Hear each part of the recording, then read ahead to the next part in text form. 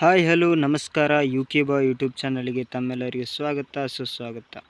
ಇವತ್ತಿನ ಕ್ಲಾಸಿನಲ್ಲಿ ನೋಡೋದಾದರೆ BA semester 6th semester ಆಧುನಿಕ ಯುರೋಪ್ ಮಾಡರ್ನ್ ಯುರೋಪ್ ಇದು 1914ರಿಂದ 1990ರವರೆಗೆ ನಡೆದಂಥ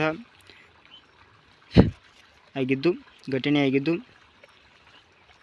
ಇಲ್ಲಿ ಪರಿವಿಡಿ ಹಾಗೂ ಎಲ್ಲ ಅಧ್ಯಾಯದ ಪ್ರಶ್ನೋತ್ತರಗಳನ್ನು ನೋಡೋಣ. ಹಾಗೂ ಇದೊಂದು ಮುಖ್ಯವಾದ PDF ಆಗಿರುತ್ತೆ. ಎಲ್ಲ ಅಧ್ಯಾಯದ ವಿಷಯಗಳನ್ನು ಇಲ್ಲಿ ನಾನು ನಿಮಗೆ ತಿಳಿಸ್ತಾ ಹೋಗ್ತೀನಿ. ಈಗ ಇಲ್ಲಿ ನೋಡ್ತಾ ಇದ್ದೀರಲ್ಲ ವಿಷಯ, ಇದು ಪರಿವಿಡಿ. ಅಧ್ಯಾಯ 1ರಲ್ಲಿ ಪ್ರಥಮ ಜಾಗತಿಕ ಯುದ್ಧ. ಆಧುನಿಕ ಯುರೋಪ್ನಲ್ಲಿ ಬರುವಂಥ 5 ಅಧ್ಯಾಯಗಳಾಗಿರುತ್ತೆ. ಸರಿಯಾಗಿ ನೋಡೋಣ. ಪ್ರಥಮ ಜಾಗತಿಕ ಯುದ್ಧ. ಇಲ್ಲಿ ಈ ಅಧ್ಯಾಯದಲ್ಲಿ 3 ವಿಷಯಗಳು ಬರುತ್ತೆ. ಒಂದು ಪ್ರಥಮ ಜಾಗತಿಕ ಯುದ್ಧ, ಹಾಗೂ ಪ್ಯಾರಿಸ್ ಸಮ್ಮೇಳನ, ರಾಷ್ಟ್ರಗಳ ಸಂಘ. ಈ 3 ವಿಷಯಗಳ ಬಗ್ಗೆ 1ನೇ ಅಧ್ಯಾಯದಲ್ಲಿ ಅಧ್ಯಯನ ಮಾಡ್ತೀವಿ. ಹಾಗೆ 2ನೇ ಅಧ್ಯಾಯ 1917ರ ರಷ್ಯಾ ಕ್ರಾಂತಿ. 1917ರ ರಷ್ಯಾ ಕ್ರಾಂತಿ, ಲೆನಿನ್ ಮತ್ತು ಸ್ಟಾಲಿನ್ ಹಾಗೂ ಸರ್ವಾಧಿಕಾರ ಏಳಿಗೆ. ಇಷ್ಟು ಈ 2ನೇ ಅಧ್ಯಾಯದಲ್ಲಿ ವಿಷಯಗಳು ಅಧ್ಯಯನ ಮಾಡ್ತೀವಿ. ಹಾಗೆ 3ನೇ ಅಧ್ಯಾಯ ನೋಡೋಣ. 3ನೇ ಅಧ್ಯಾಯ ದ್ವಿತೀಯ ಜಾಗತಿಕ ಯುದ್ಧ. ವಿಷಯಗಳು ದ್ವಿತೀಯ ಜಾಗತಿಕ ಯುದ್ಧ ಹಾಗೂ ವಿಶ್ವಸಂಸ್ಥೆ, ಯುದ್ಧೋತ್ತರ ಯುರೋಪ್. ಇವು 3 ವಿಷಯಗಳ ಬಗ್ಗೆ ಅಧ್ಯಯನ ಮಾಡ್ತೀವಿ. ಹಾಗೆ 4ನೇ ಅಧ್ಯಾಯ ವೆರಿ ಇಂಪಾರ್ಟೆಂಟ್ ಆಗಿರುತ್ತೆ. 4ನೇ ಅಧ್ಯಾಯ ಶೀತಲ ಸಮರ. ಇಲ್ಲಿ ವಿಷಯ ಜರ್ಮನಿಯ ಪುನರ್ರಚನೆ ಅಥವಾ ಏಕತೆ ಹಾಗೂ ಸೋವಿಯತ್ ಒಕ್ಕೂಟದ ವಿಂಗಡಣೆ. ಇಷ್ಟು 4 ಅಧ್ಯಾಯದ ವಿಷಯಗಳನ್ನು ಅಧ್ಯಯನ ಮಾಡ್ತೀವಿ. ಹಾಗೆ ಮುಂದಿನ ಅಧ್ಯಾಯಕ್ಕೆ ಹೋಗೋಣ. ಮುಂದಿನ ಅಧ್ಯಾಯ ನಕಾಶೆಯ ಅಧ್ಯಯನ ಆಗಿರುತ್ತೆ. ಇಲ್ಲಿ ಪ್ರಥಮ ಜಾಗತಿಕ ಯುದ್ಧದ ನಡೆದ ಪ್ರಮುಖ ಸ್ಥಳಗಳನ್ನು ಗುರುತಿಸಿ ಅಂತ ಕೊಟ್ಟಿರ್ತಾರೆ. ಇಲ್ಲಿ ವರ್ಲ್ಡ್ ಮ್ಯಾಪನ್ನು ಕೊಟ್ಟಿರ್ತಾರೆ. ಈ ಪ್ರಥಮ ಜಾಗತಿಕ ಯುದ್ಧದ ಸ್ಥಳಗಳನ್ನು ಗುರುತಿಸಬೇಕಾಗುತ್ತೆ. ಹಾಗೆ ಐತಿಹಾಸಿಕ ಸ್ಥಳಗಳನ್ನು ಸಹ ನಿಮಗೆ ಕೊಡ್ತಾರೆ. ಅವುಗಳ ಬಗ್ಗೆ ಎಕ್ಸ್ಪ್ಲೇನ್ ಮಾಡಬೇಕಾಗುತ್ತೆ. ಇಲ್ಲಿ ಕೊಟ್ಟಿದ್ದಾರೆ ನೋಡಿ, 20 ಪ್ಲೇಸ್ಗಳಿರುತ್ತೆ. ಸರಿಯಾಗಿ ನೋಡ್ಕೊಳ್ಳಿ.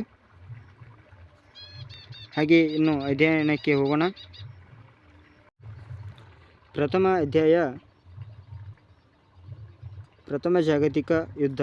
ಮೊದಲನೇ ಅಧ್ಯಾಯ ಪ್ರಥಮ ಜಾಗತಿಕ ಯುದ್ಧದ ಬಗ್ಗೆ ಗೊತ್ತಾಗುತ್ತೆ. ಇದು 1914, 1918ರಲ್ಲಿ ನಡೆದಂಥ ಮೊದಲನೇ ಜಾಗತಿಕ ಯುದ್ಧ ಆಗಿರುತ್ತೆ. ಈಗ ಈ ಅಧ್ಯಾಯದಲ್ಲಿ ಬರುವಂಥ ಘಟನೆಗಳು, ಪರಿಣಾಮಗಳು, ಕಾರಣಗಳನ್ನು ಸಹ ನೋಡೋಣ. ಇದೊಂದು ದೊಡ್ಡ PDF ಆಗಿರುತ್ತೆ. ಸರಿಯಾಗಿ ನೋಡ್ಕೊಳ್ಳಿ.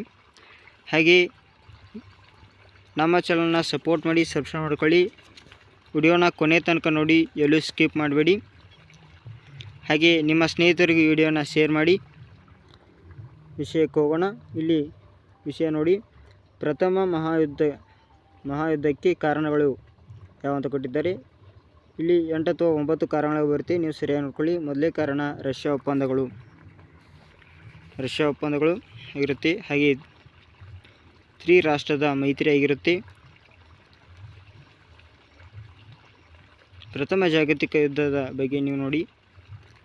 ಹಾಗೆ 2ನೇ ಪಾಯಿಂಟ್ ಶಸ್ತ್ರಾಸ್ತ್ರಗಳ ಪೈಪೋಟಿ. 3ನೇ ಪಾಯಿಂಟ್ ಆಕ್ರಮಣಶೀಲ ಮತ್ತು ರಾಷ್ಟ್ರೀಯತೆ. 4ನೇ ಪಾಯಿಂಟ್ ವಾಣಿಜ್ಯ ಪೈಪೋಟಿ ಮತ್ತು ವಸಾಹತುಗಳ ಸ್ಥಾಪನೆ. 5ನೇ ಪಾಯಿಂಟ್ 2ನೇ ವಿಲಿಯಂನ ವಿದೇಶಾಂಗ ನೀತಿ. ಬಾಲ್ಕನ್. ಇದು 6ನೇ ಪಾಯಿಂಟ್ ಬಾಲ್ಕನ್ನ ಸಮಸ್ಯೆ ಅಂದರೆ ರಷ್ಯಾ ಮತ್ತು ಆಸ್ಟ್ರಿಯಾದ ವೈರತ್ವ ಎಂದರ್ಥ.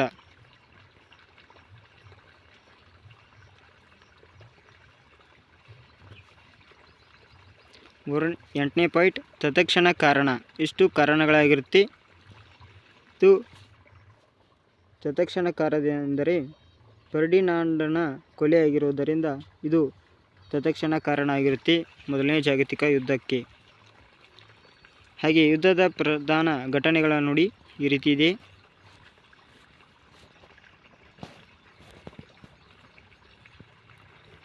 ಘಟನೆ ಯಾವ ರೀತಿ ಅಂತ ಸರಿಯಾಗಿ ನೋಡ್ಕೊಳ್ಳಿ. ವಿಡಿಯೋನ ಕೊನೆ ತನಕ ನೋಡಿ, ಎಲ್ಲೂ ಸ್ಕಿಪ್ ಮಾಡಬೇಡಿ. ವೆರಿ ಇಂಪಾರ್ಟೆಂಟ್ PDF ಆಗಿರುತ್ತೆ. ಇಲ್ಲಿ ಎಲ್ಲ ಅಧ್ಯಾಯದ ಪ್ರಶ್ನೋತ್ತರಗಳು ಅಥವಾ ವಿಷಯಗಳ ಅನ್ವಯಿಸುವ ಅಧ್ಯಯನಗಳಾಗಿರುತ್ತೆ. ಯುದ್ಧದ ಮುಕ್ತಾಯ, ಯಾವ ರೀತಿ ಯುದ್ಧ ಅಂತ್ಯ ಆಯಿತು ಎಂದು ಇಲ್ಲಿ ಕೊಟ್ಟಿದ್ದಾರೆ ನೋಡಿ, ಸರಿಯಾಗಿ ನೋಡ್ಕೊಳ್ಳಿ, ಹಾಗೆ ಓದಿ. ಪ್ರಥಮ ಜಾಗತಿಕ ಯುದ್ಧಕ್ಕೆ ಪರಿಣಾಮಗಳು, ಸರಿಯಾಗಿ ನೋಡ್ಕೊಳ್ಳಿ ಯಾವ ರೀತಿ ಪರಿಣಾಮಗಳು ಇರುತ್ತೆ ಅಂತ.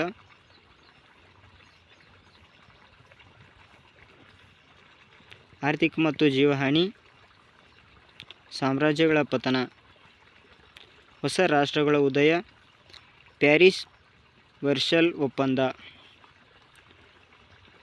ಜರ್ಮನಿಗೆ ಅಪಾರ ನಷ್ಟ, ರಾಷ್ಟ್ರಸಂಘದ ಸ್ಥಾಪನೆ, ಮ್ಯಾನ್ಟರರಿ ವ್ಯವಸ್ಥೆ, ಪೌರತ್ಯ ಸಮಸ್ಯೆಗಳ ಅಂತ್ಯ. ಇಷ್ಟು 1ನೇ ಅಧ್ಯಾಯದಲ್ಲಿ ಬಂದಂಥ ಪರಿಣಾಮ ಘಟನೆಗಳಾಗಿರುತ್ತೆ. ಹಾಗೆ ಸಬ್ ಪಾಯಿಂಟ್ ವಿಷಯ ನೋಡಿ, ಪ್ಯಾರಿಸ್ ಶಾಂತಿಯ ಸಮ್ಮೇಳನ, ಇದು 1ನೇ ಅಧ್ಯಾಯದಲ್ಲಿ ಬರುವಂಥ ವಿಷಯ ಆಗಿರುತ್ತೆ. 2ನೇದು ಈ ರೀತಿ ವಿಷಯಗಳಿದೆ, ಸರಿಯಾಗಿ ನೋಡ್ಕೊಳ್ಳಿ.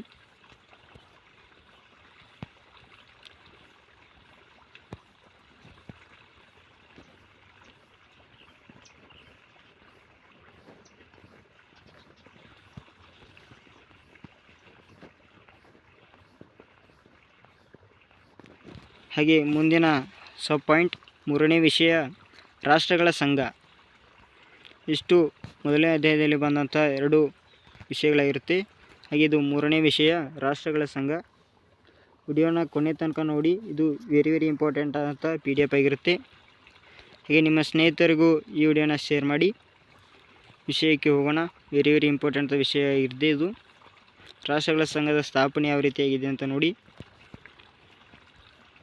ಹಾಗೆ ರಾಷ್ಟ್ರ ಸಂಘದ ಗುರಿ ಮತ್ತು ಉದ್ದೇಶಗಳನ್ನು ನೋಡ್ಕೊಳ್ಳಿ, ವೆರಿ ಇಂಪಾರ್ಟೆಂಟ್.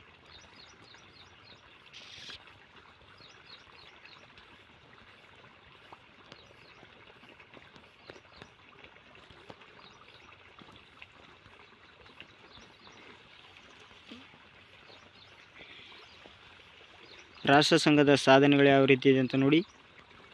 ಕ್ಷೇತ್ರ ಸಾಧನೆ ರಾಜಕೀಯವಾಗಿದ್ದು, ಹಾಗೆ ಸಬ್ ಪಾಯಿಂಟ್ ಇರುತ್ತೆ, ಸರಿಯಾಗಿ ನೋಡ್ಕೋಬೇಕಾಗುತ್ತೆ. ಇಲ್ಲಿ ರಾಜಕೀಯೇತರ ಕ್ಷೇತ್ರದ ಸಾಧನೆಗಳು.